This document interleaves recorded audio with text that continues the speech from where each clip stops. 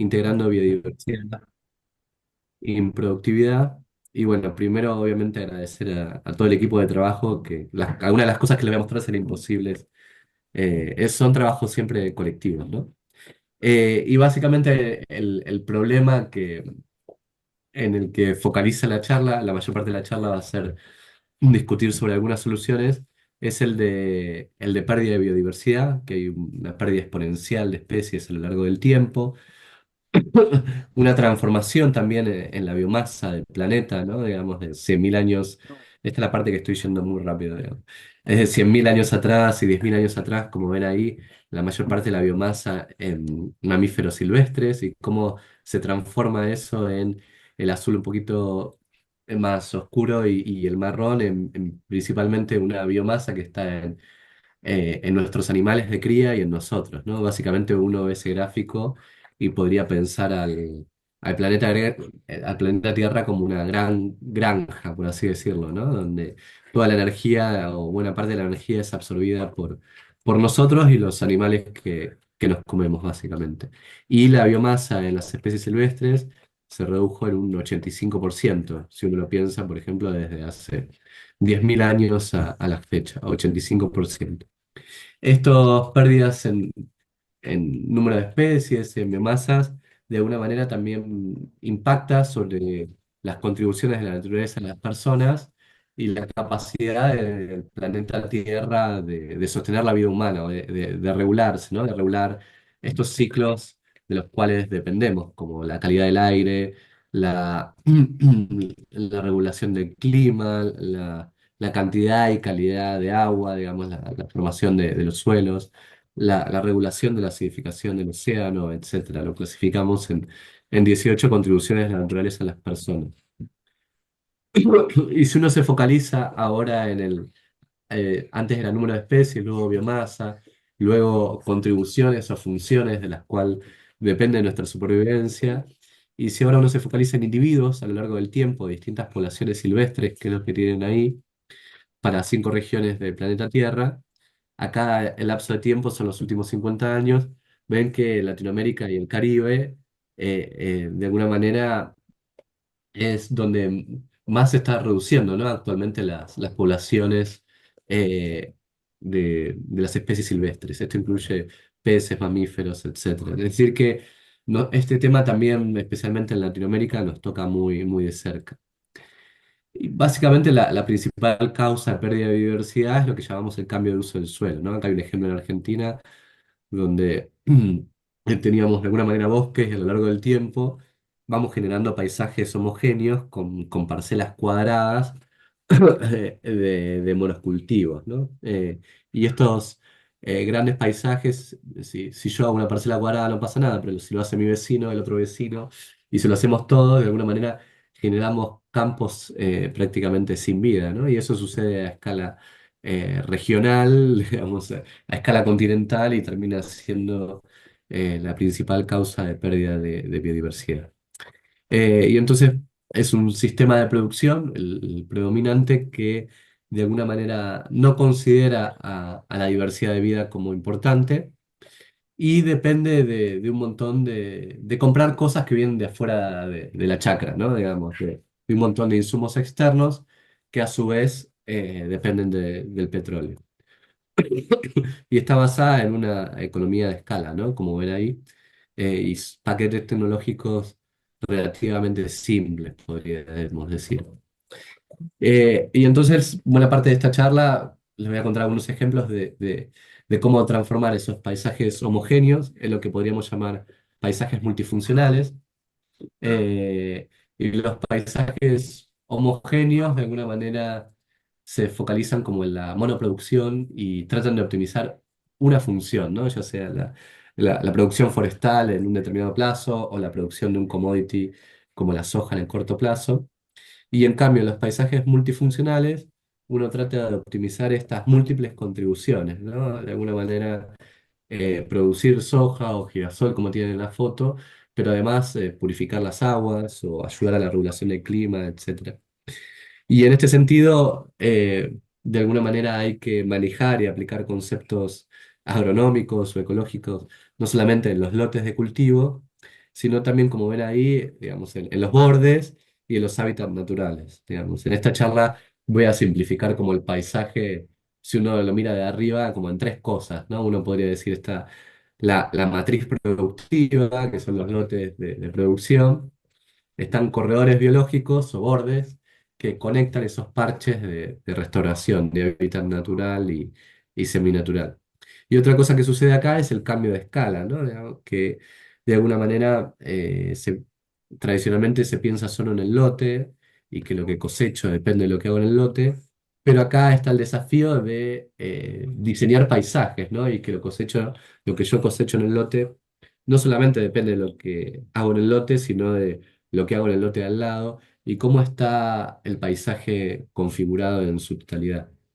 Entonces, estos sistemas de producción, la idea es que utilizan menos insumos externos y dependen de esos insumos, digamos, esos nutrientes que uno puede comprar como fertilizantes o el control de plagas a través de insecticidas. Uno compra menos fertilizantes, insecticidas, etcétera, y esos servicios empiezan a ser provistos a través de la biodiversidad. Dentro de lo que es uno lo podría decir como el marco de transiciones productivas sostenibles, uno puede hablar de tres aspectos, ¿no? De un proceso de eficiencia en donde sigo con el sistema de producción actual, pero me vuelvo más eficiente en el uso del agua, más eficiente en el uso de fertilizantes, con la agricultura de precisión, utilizo menos herbicidas, etcétera. Pero el concepto sigue siendo el mismo. Uno puede hablar de reemplazo, en el sentido de, bueno, en vez de aplicar un insecticida sintético o químico, aplico un insecticida de base biológica, ¿no? Orgánico. Pero el concepto sigue siendo el mismo de matar al bicho. O uno puede pensar de rediseño de los sistemas productivos basados en principios ecológicos.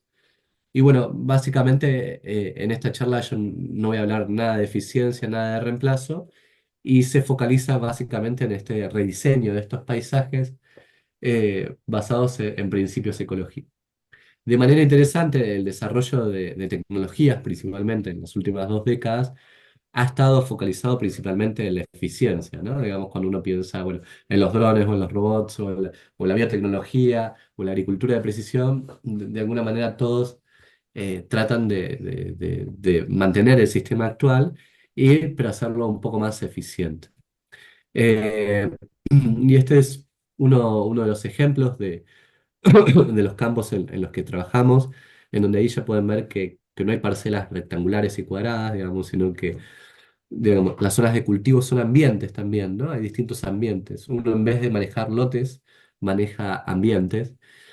Y ahí ven también que de alguna manera esos ambientes respetan la heterogeneidad del terreno y ven que hay parches de restauración y que esos parches de restauración están conectados a través de bordes que intentan ser como corredores biológicos. Eh, Buena parte de en un principio y ahora también, digamos, pero buena parte de la investigación se concentró en los beneficios de estos tipos de paisajes o los perjuicios. Y ahora lo que hemos estado haciendo mucho estos últimos 2 años es también la investigación en la implementación de estos paisajes multifuncionales en territorio. Este último año en Argentina, de alguna manera, hemos rediseñado 13.000 hectáreas en 10 campos distintos, ¿no? Digamos. Son campos relativamente grandes, digamos. Eh, y entonces en distintos experimentos que después podemos charlar, cómo hicimos los experimentos, etcétera, vemos que estos paisajes multifuncionales son más productivos, ¿no? Y acá nos focalizamos en la productividad por hectárea. Y que el rendimiento de los cultivos, y estos experimentos los hicimos en muchos países distintos, puede aumentar en promedio en un 24%. Si uno compara estos paisajes con paisajes homogéneos. En algunos casos más, en algunos casos menos, pero nunca fue negativo, ¿no? Nunca el paisaje homogéneo tenía como más rendimiento que estos paisajes más biodiversos. Y 24% es un montón, digamos, es un número bastante impactante. Y eso generalmente sucede cuando uno está explorando tecnologías nuevas, ¿no? Digamos que son cosas que no se venían trabajando. Hoy en día, digamos, por ejemplo, la mejora genética, las empresas multinacionales invierten muchísimo dinero para aumentar el rendimiento potencial de los cultivos, digamos, en porcentajes muy bajos, ¿no? Digamos, en ese 1, 2%, 3%, etcétera, en esa trayectoria de eficiencia. Entonces, brevemente voy a mostrarle algunos experimentos donde hay beneficios en productividad, en estabilidad de la producción, en la calidad de los cultivos. Mucho de esto mediado a través de polinizadores, que es algo que yo he trabajado mucho, pero también otros aspectos. También cómo se pueden reducir los costos y cómo puede haber mejoras en las múltiples dimensiones. Y luego el resto de la charla va a mostrar ejemplos de aplicación. Este es otro ejemplo bastante impactante. Son 500 campos de girasol en Argentina. eh, y acá utilizamos como un indicador de paisajes homogéneos a paisajes multifuncionales que se llama la densidad de borde. Y eso lo pueden ver por los tres círculos que están ahí abajo. En el círculo de la izquierda ven que son esos paisajes homogéneos o, digamos, o simplificados, donde tienen las grandes lotes rectangulares, y de izquierda a derecha el paisaje se va volviendo más multifuncional, más complejo, más diverso. Digamos. En esta charla, complejo, diverso y multifuncional son como sinónimos, por así decirlo. Y lo que va sucediendo ahí de izquierda a derecha es que aumenta la densidad de borde. La densidad de borde, en este caso, es un indicador bastante simple. Uno cuenta cuántos metros del borde del lote está en contacto con hábitat natural y seminatural. Es decir, que si había dos lotes continuos, ese borde no lo contábamos. Es decir, solo se contaba el borde que está en contacto con algo que no era un cultivo. Y lo que pueden ver en el gráfico de arriba a la izquierda es bastante impactante. Esos son los datos de las cosechadoras de los mismos campos, que la densidad de borde, cuando aumenta, aumenta el rendimiento en promedio en un 24% nuevamente. Este es un experimento completamente distinto al anterior, pero la magnitud del potencial de la mejora es bastante similar, ¿no? Digamos, si uno pasa una densidad de borde de 20 metros por hectárea a 100 metros por hectárea, como dice ahí, ahí el rendimiento aumenta en promedio en un 24%. Obviamente estos estudios son destendenciados, incorporan aspectos de manejo y un montón de otras variables que pueden estar confundiendo todos estos efectos, ¿no? De alguna manera todo eso se descuenta del análisis. A la derecha ven un patrón similar, pero al revés, digamos, uno de los procesos, digamos, en Uruguay, Argentina y en todo el mundo ha sido como en la agricultura ir aumentando el tamaño del lote, ¿no? Cada vez menos lotes y lotes más grandes con máquinas más grandes, digamos. Y eso está basado en principios de economía de escala, digamos, pero en ese proceso, digamos, no tuvieron en cuenta la ecología, ¿no? Y la producción agropecuaria también es un proceso ecológico, por así decirlo. Y lo que ven ahí es que paradójicamente, cuanto más grande es el lote, menos se cosecha en promedio, ¿no? Un 12% menos. Y estos no son lotes tan grandes para Argentina, cuando uno pasa en promedio de 20 hectáreas a 100 hectáreas por lote. Así que es un resultado también bastante impactante. Estos beneficios, digamos, de estar cerca de la naturaleza pueden darse por múltiples aspectos, digamos, y distintas vías. Una de las que yo les comenté que les iba a hablar un poquito es la polinización en las abejas. De alguna manera, el girasol que les mostraba antes, o la colza que ven acá, dependen fuertemente de animales que visiten las flores para fecundarlas, y de ahí sale la semilla y frutos que cosechamos, ¿no? Y generar estos grandes monocultivos es como la forma perfecta de generar un déficit de polinización. Un déficit es un desbalance entre oferta y demanda. Por un lado hay mucha demanda de polen y de polinizadores, ven que es un mar de flores pidiendo a gritos a abejas y tráiganme polen, pero esta forma de hacer agronomía de alguna manera mata la casa, o los lugares donde viven esas abejas y polinizadores en general. Y entonces mucha demanda, poca oferta, y lo que nosotros encontramos es que a nivel mundial falta polen en los cultivos y eso está limitando de manera importante la producción. Y si vemos cómo limita la producción esa falta de polen, podríamos realizar este tipo de gráficos, ¿no? Que es como un resumen de muchos trabajos que hemos hecho, en donde uno tiene, son funciones de producción que en economía y agronomía son muy comunes, ¿no? Es decir, el producto en función del insumo. Y estas funciones de producción están muy estudiadas en agronomía para, bueno, cómo cambia el rendimiento en función de la cantidad de kilos de nitrógeno que yo aplico, pero no están para nada estudiadas en función de la cantidad de abejas que tengo, la cantidad de polinizadores que tengo. Nosotros hemos como estimado muchas de estas funciones de producción para distintos cultivos en función de abejas y polinizadores. Y obviamente hay distintas funciones según los sitios, según la variedad, etcétera. Pero lo importante que ven ahí es que hay distintas funciones de producción según la biodiversidad. Ven que la curva de arriba nosotros encontramos que es la que tiene muchas especies de polinizadores en general y la curva de abajo es la que tiene una sola especie. Es decir, que si ustedes se mueven de izquierda a derecha en el gráfico, aumenta la abundancia de polinizadores. Es como ir poniendo más colmenas de la abeja melífera y aumenta la producción, pero lo que se ve ahí es que la abundancia no puede reemplazar la biodiversidad. Por más que yo ponga millones y millones y millones de un solo polinizador, no voy a reemplazar ni voy a llegar a los niveles de productividad que tengo con comunidades diversas de polinizadores.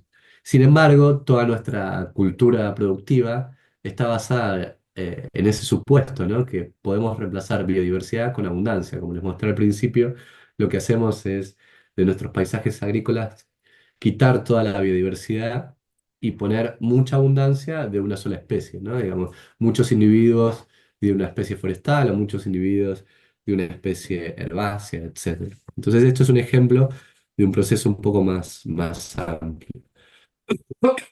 La soja en particular, que es un cultivo muy importante en Latinoamérica, también depende de polinizadores y tiene un potencial más o menos de aumento de rendimiento de un 21%, lo cual es muchísimo.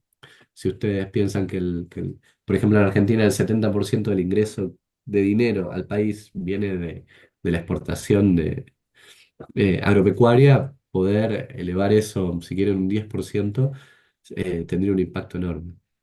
Y después también encontramos en distintos estudios que esta cuestión que se ve en ecología, ¿no? Que se sabía para la ecología tradicional, de que generalmente los ecosistemas más diversos, cuando uno mira las funciones, son más estables en el tiempo.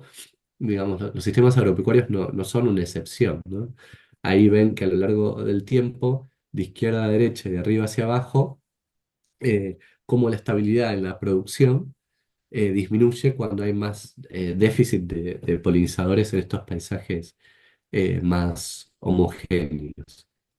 Y la diversidad no solamente es el número de especies, sino que está asociada como a estas redes de interacciones biológicas, ¿no? Que es como un poco nuestra especialidad también.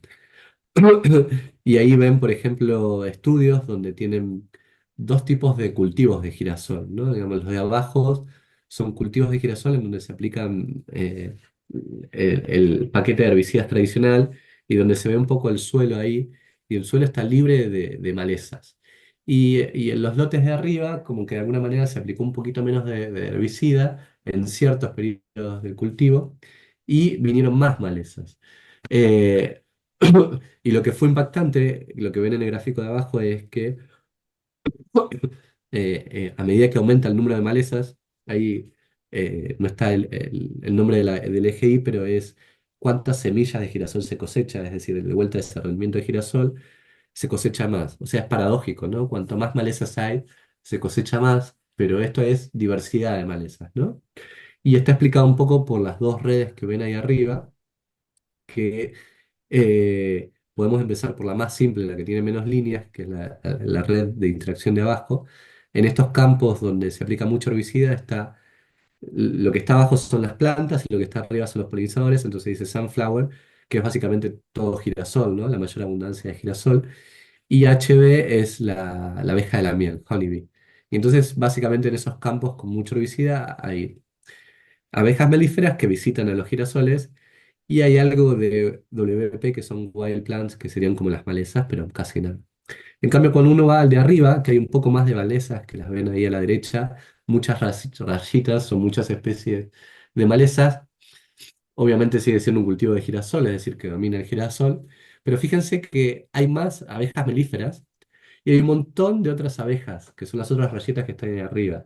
Es decir, que estas malezas tienen flores y atraen un montón de diversidad de abejas adentro del cultivo de girasol, que son atraídas por las malezas, pero también polinizan el girasol, como lo ven ahí, porque esas abejas visitan las wild plants, pero también tienen líneas que van hacia el girasol, y eso en parte también puede ser la causa de esa relación positiva entre la diversidad de malezas y la productividad. Y esto es un poco lo que les contaba al principio, estos paisajes multifuncionales, uno tiene que comprar menos cosas, ¿no? Hay menos insumos externos y en base al manejo de la diversidad se puede aumentar la productividad.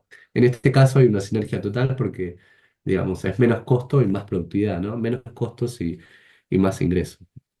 Eh,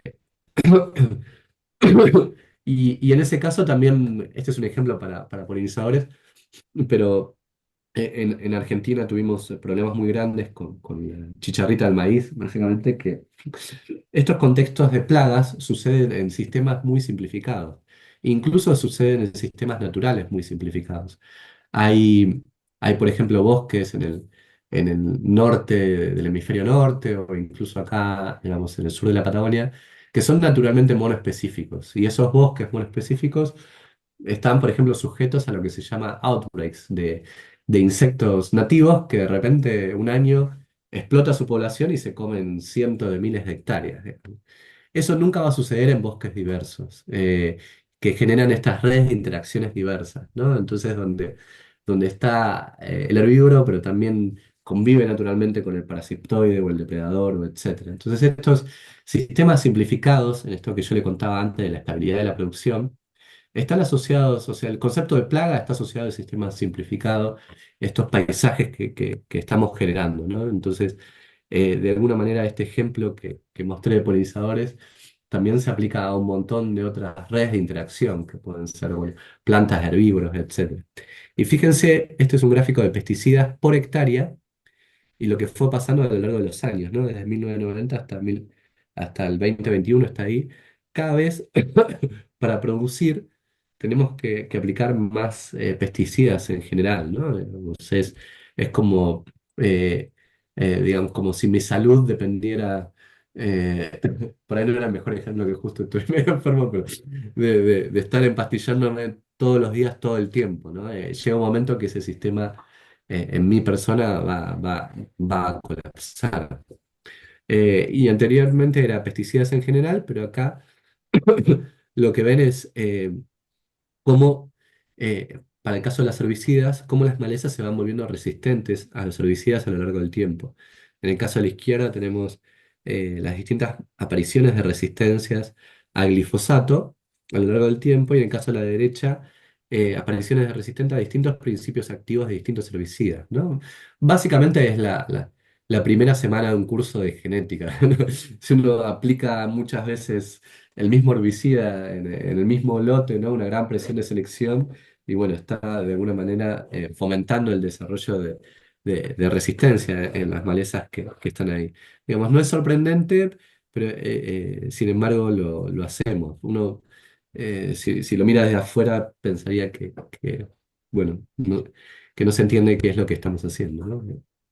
Acá, asociado a esas malezas resistentes, trabajamos con 10.000 lotes de maíz y soja, con datos reales también de campo, y de vuelta ese índice de densidad de borde.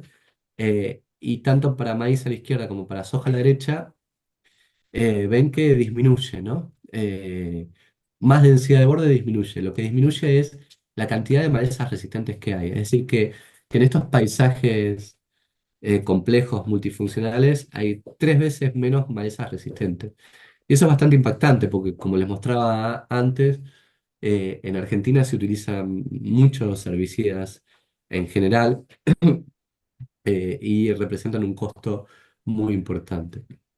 Eh, Naturalmente yo como que mostré algunos ejemplos de los beneficios de estos paisajes multifuncionales solo desde el punto de vista de la dimensión de la producción, pero también hay múltiples dimensiones, ¿no? Si uno de vuelta focaliza en estos paisajes multifuncionales que brindan mayor salud a los polinizadores, hay múltiples dimensiones de cómo eso se traduce en mayor salud hacia las personas a través de la nutrición, de la provisión de medicinas, de la salud mental y también de la calidad ambiental. Estoy tratando de ir rápido para dejar para la discusión. Eh, y bueno, básicamente, desde el punto de vista de hacia dónde están yendo los acuerdos internacionales y las exigencias de mercado, todo apunta a como el marco mundial de biodiversidad de Cumming-Montreal, que pide el 30% de restauración ambiental en área para el 2030 o emisiones netas para el 2050, o la nueva ley de restauración de la naturaleza de la Unión Europea con las metas, digamos. Hay una fuerte demanda, digamos, desde los mercados, la política internacional y los consumidores, en que también de esta manera no se debe seguir produciendo, por así decirlo. Y este es el contexto en el que se encuentran nuestros países que son productores de alimentos, ¿no? Pero bueno, de alguna manera estos grandes principios son interesantes, pero cuando uno va a la implementación de estas cosas en el mundo real, todo se trata de cuánto, dónde, cuánto tiempo tengo que esperar, digamos, cómo lo hago. Entonces son cosas mucho más específicas, ¿no? De alguna manera y locales. Y acá tiene un ejemplo en donde esa pastura que ven arriba a la izquierda, llena de flores, se plantó específicamente para polinizadores, y lo que hay a la derecha de la pastura son cultivos de arándanos, ¿no? Entonces se sembraban como esas pasturas para darle caza y comida a los polinizadores, para que haya más diversidad y abundancia de polinizadores y así polinizar los cultivos de arándanos. Y abajo es lo que tienen en el tiempo, ¿no? Digamos, tienen el cambio en el rendimiento en azul, digamos, comparando los que hacían estas pasturas versus los que no hacían, y la ganancia acumulada. Fíjense que el primer año no hubo diferencias de rendimiento, es decir, la gente que implementó estas pasturas y los que no cosecharon lo mismo, y los que de alguna manera implementaron estas pasturas perdieron un montón de plata, ¿no? Hay casi $2.000 perdieron en implementar estas pasturas. Al segundo año, ya estas pasturas se empezaron a establecer y ya cosechaban un 4% más de rendimiento, pero eso no compensaba de alguna manera todo lo que habían invertido, porque además se les pone costo de oportunidad, ¿no? Digamos, si el año uno vos esa plata lo hubieses invertido en otro lado, te iba dando como retornos económicos. Al año 3 ya un aumento de la productividad del 20%, pero seguía la pérdida de alguna manera. Y el año 4 fíjense, casi el 24%, ¿no? De vuelta parece un número mágico. Y ya había ganancia, ¿no? Es decir, ya se pudo recuperar lo que se invirtió el primer año, más todo el costo de oportunidad de todos esos años de haber tenido ese dinero invertido en otro lado, digamos. Pero pero bueno, se necesitó 4 años de mediciones para poder comprender este patrón. Y estas pasturas son perennes, ¿no? De alguna manera, entonces estos beneficios se espera que sigan a lo largo del tiempo. Y esto se puede mirar de dos maneras, ¿no? Es un caso particular, deberíamos tener muchas más de esta información para muchos lugares, pero digamos, si uno mira el medio vaso lleno, de alguna manera, en el mediano plazo, digamos, 4 o 10 años, se pueden obtener resultados concretos. Eh, y si uno mira el medio vaso vacío, digamos, puede parecer que 4 años puede llegar a ser demasiado, ¿no? Y como les fui mostrando los distintos ejemplos, de alguna manera, eh, estos paisajes multifuncionales están buenos porque hay que comprar menos cosas, pero no son un paquete tecnológico tan simple, se requiere más conocimiento, ¿no? Digamos. Y eso es importante verlo de alguna manera, conocimiento local. Hoy en día uno puede sembrar en un lugar, llama a contratistas, y el contratista no le importa sobre qué suelo está actuando o cuál es la ecología de las especies del lugar, va y hace lo que tiene que hacer. Si es aplicar, aplica tal cosa, si es sembrar, siembra, y si es cosechar, cosecha, ¿no? Son paquetes tecnológicos de producción simple que se aplican a gran escala, ¿no? En cambio, cuando uno trabaja con la biodiversidad. Y tampoco es que es rocket science, pero de alguna manera uno tiene que entender sobre los distintos ambientes en los que está trabajando localmente, cuáles son las acciones que tiene que realizar, etcétera. Y en este sentido, en las restauraciones, trabajamos con estas dos cosas que le vine contando, ¿no? Digamos, de arriba hacia abajo, ahí ven que aumenta la densidad de borde, y de izquierda a derecha aumenta la cantidad de hábitat natural, o seminatural, ¿no? Digamos. La composición del paisaje, en ese sentido, que es más hábitat natural, cambia la composición del paisaje, y la densidad de borde les habla más de la configuración. Entonces ahí ven, si ustedes se mantienen fijos en el nivel de hábitat natural y van de abajo hacia arriba, tienen la misma composición pero distinta configuración. Y si mantienen fija la densidad de borde y se mueven de izquierda a derecha, tienen la misma configuración pero cambian la composición. Y en ambos casos, cuando uno se focaliza en funciones, uno no siempre va a esperar que más densidad de borde sea mejor, sino que hay relaciones de óptimos, ¿no? Digamos, de hecho, más densidad de borde puede ser un paisaje demasiado fragmentado, donde los hábitats tienen muy poca calidad. Y lo mismo con el hábitat natural, ¿no? Digamos, si es 100% hábitat natural, perdemos esas múltiples funciones que también queremos promover, ¿no? Digamos, toda mi charla es natural, está claro que me focalizo en paisajes productivos, ¿no? Digamos, no estoy hablando de conservación o reservas, por así decirlo. Y entonces, en distintos estudios vimos que un mínimo de 20% de hábitat natural era bueno como mínimo, digamos, y como regla así en general en cualquier lado. Eh, y acá hay otro estudio con métodos muy distintos y también llega, si nos focalizamos solamente en el gráfico de abajo a la izquierda, el eje X de izquierda a derecha es de vuelta la cantidad de hábitat natural y el eje Y de arriba hacia abajo es la densidad de borde, está igual que antes, ¿no? Digamos. Y ahí ven que amarillo es más, digamos azul es menos. Ven que para el rendimiento gráfico de abajo a la izquierda es que con un 20% de hábitat natural, de vuelta la productividad es mayor. Y las densidades de borde, fíjense que habla de 400 metros por hectárea, donde también se da el mayor rendimiento. 400 metros por hectárea es como si tuviéramos todos lotes de una hectárea, ¿no? Y yo en el estudio anterior le mostré que nos movíamos de 20 metros por hectárea a 100 metros por hectárea, y por eso veíamos la relación lineal, ¿no? Todavía estamos muy lejos de estos 400 metros por hectárea. Estos son los primeros pasos que estamos dando de alguna manera en entender, digamos, estas variables para el manejo, ¿no? Digamos que naturalmente varían según los paisajes, los ecosistemas, etcétera. Y para eso nosotros trabajamos mucho con modelos que optimizan. Ahí ven, por ejemplo, las curvas del medio que tienen hábitat natural y tienen distintas curvas para producción, etcétera, según los distintos tipos de ambientes, los distintos tipos de cultivos. Entonces, cómo poder optimizar estas múltiples funciones, ¿no? Digamos. Y ahí ven esas relaciones de óptimo, por ejemplo, en el del medio la producción es todo lo que se cosecha en el paisaje en general. Entonces, fíjense que a más hábitat natural se cosecha más porque aumenta la productividad y después llega un punto en que cada vez cosechás menos, digamos, porque, bueno, tenés menos superficie para cosechar, ¿no? Digamos. Entonces, bueno, cómo podemos generar distintos diseños y eso se traduce en distintos mapas de producción, es por ahí lo que ven un poco a la derecha. Tenemos modelos que de alguna manera tenemos, ahí tienen tres filas, son tres paisajes distintos y cómo eso se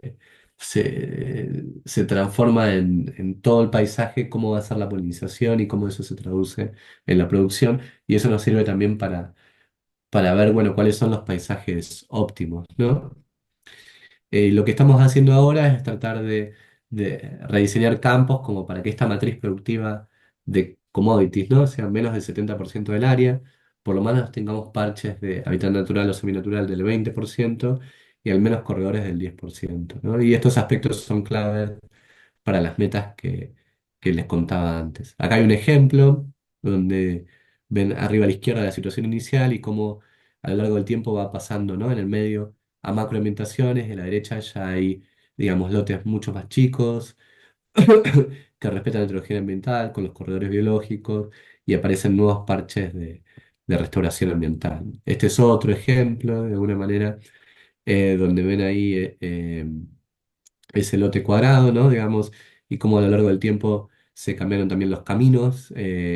y se hizo un parche de restauración ambiental justamente ahí en esa parte del lote que tenía algunos problemas también de productividad, ¿no? Este es otro ejemplo. Lo que vemos acá es a través de, nosotros usamos mucho agricultura de precisión, entonces tienen los rendimientos promedios de ese lote, ya hay una macroambientación ahí a lo largo de los años. Y lo que es verde está todo bien, ganan dinero. En promedio en ese lote se gana dinero, pero fíjense que hay algunas zonas que son amarillas o verde claritas, y en esas zonas amarillas o verde claritas del lote se pierde dinero en realidad. Y entonces esas son las oportunidades también para generar esos corredores biológicos, ¿no? Digamos, estos lugares donde, si bien se cosecha, lo que uno cosecha da menos dinero de todo lo que hay que invertir en semilla y todos los insumos para poder hacer producir esa parte del lote. Entonces se están buscando este tipo de oportunidades también para restauración, en donde se da justamente esas relaciones ganar-ganar, y ni siquiera tenemos costos, como en el caso del arándano que le mostraba antes, sino que de alguna manera sacar zonas de producción implica, digamos, un beneficio. Bueno, distintos ejemplos ahí abajo en el medio pueden ver también como cultivos en franjas, que de alguna manera la misma superficie de maíz, de girasol y soja, si uno la distribuye de otra manera, ya implica un paisaje más diverso, ¿no? Entonces, cómo esas distribuciones también impactan. Y dedicamos mucho esfuerzo también al monitoreo, ¿no? De estas intervenciones y estos corredores biológicos que estamos desarrollando, como ven ahí a la izquierda, por ejemplo, un nuevo corredor. Eh, y estos son, a lo largo del mundo, eh, todos los paisajes que tienen como más del 80% cultivado, ¿no? Que son factibles, donde traer este 20 o 30% de la naturaleza nuevamente, ¿no? Y es un poco nuestro sueño, digamos, poder también restaurar todos estos lugares. Fíjense los paisajes que vamos generando, ¿no? Yo les muestro esto, este paisaje y este otro, y si no empiezan a espiar los nombres, digamos, puede ser cualquier parte del mundo, ¿no? Puede ser Iowa o La Pampa, digamos, uno es Argentina y el otro es Uruguay, pero generamos como paisajes muy similares sin importar de alguna manera cuál era el ecosistema de base.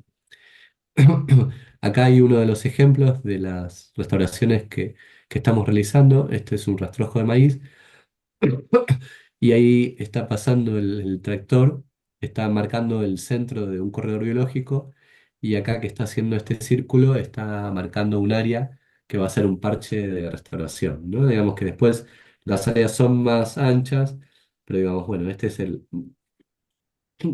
primer paso, que es ir y marcar en terreno las áreas que vamos a sacar de producción, digamos, con el GPS, ¿no? Obviamente, a través de los análisis que, mm, que vamos haciendo. Este es otro campo distinto a los que ya le mostré. em, este es el segundo campo que restauramos, se llama Monte Hermoso. Em, Así que este video es algo viejo. Eh, bueno. Y ven también ahí como ese, o sea, de alguna manera se intenta conectar los distintos parches, ¿no? Y quedó también el símbolo de la paz.